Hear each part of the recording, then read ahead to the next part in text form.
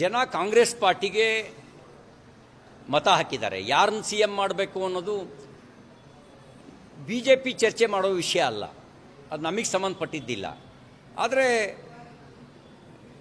ಮೂಗಿಗೆ ಮೊಳಕೈಗೆ ದಲಿತ C M ಅಂತ ತುಪ್ಪ ಸವರೋದನ್ನೇನು ಅವ್ರು ಬಿಟ್ಟಿಲ್ಲ, ಮಾಡಿಲ್ಲ ಅಷ್ಟೇ. ಅವರು ಯಾವಾಗಲೂ ತುಪ್ಪ ಸವರ್ತಾ ಬಂದಿದ್ದಾರೆ, ದಲಿತ ಸಿ ಎಂ ಅಂತ.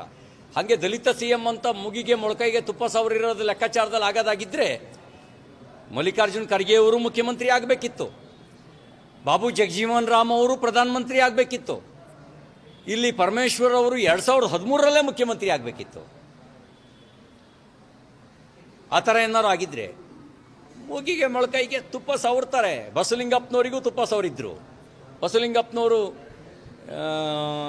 ಆ ಕಾಲದಲ್ಲಿ ಅವರ ಹೆಸರು ಅವರಿಗೂ ತುಪ್ಪ ಸವರ ಕೆಲಸ ಮಾಡಿದರು. ಜನ ಕಾಂಗ್ರೆಸ್ ಪಾರ್ಟಿಗೆ ಮತ ಹಾಕಿದ್ದಾರೆ. ಯಾರನ್ನ ಸಿ ಎಂ ಮಾಡಬೇಕು ಅನ್ನೋದು ಬಿ ಜೆ ಪಿ ಚರ್ಚೆ ಮಾಡೋ ವಿಷಯ ಅಲ್ಲ, ಅದು ನಮಗೆ ಸಂಬಂಧಪಟ್ಟಿದ್ದಿಲ್ಲ. ಆದರೆ ಮೂಗಿಗೆ ಮೊಳಕೈಗೆ ದಲಿತ ಸಿ ಎಂ ಅಂತ ತುಪ್ಪ ಸವರೋದನ್ನೇನು ಅವ್ರು ಬಿಟ್ಟಿಲ್ಲ, ಮಾಡಿಲ್ಲ ಅಷ್ಟೇ. ಅವರು ಯಾವಾಗಲೂ ತುಪ್ಪ ಸವರ್ತಾ ಬಂದಿದ್ದಾರೆ, ದಲಿತ ಸಿ ಎಂ ಅಂತ.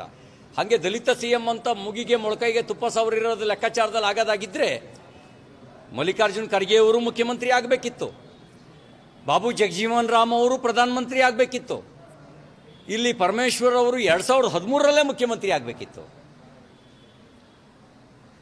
ಆ ಥರ ಏನಾರು ಆಗಿದ್ರೆ ಮೂಗಿಗೆ ಮೊಳಕೈಗೆ ತುಪ್ಪ ಸವರ್ತಾರೆ. ಬಸವಲಿಂಗಪ್ಪನವರಿಗೂ ತುಪ್ಪ ಸವರಿದ್ರು. ಬಸವಲಿಂಗಪ್ಪನವರು ಆ ಕಾಲದಲ್ಲಿ ಅವರ ಹೆಸರು ಅವರಿಗೂ ತುಪ್ಪ ಸವರ ಕೆಲಸ ಮಾಡಿದರು.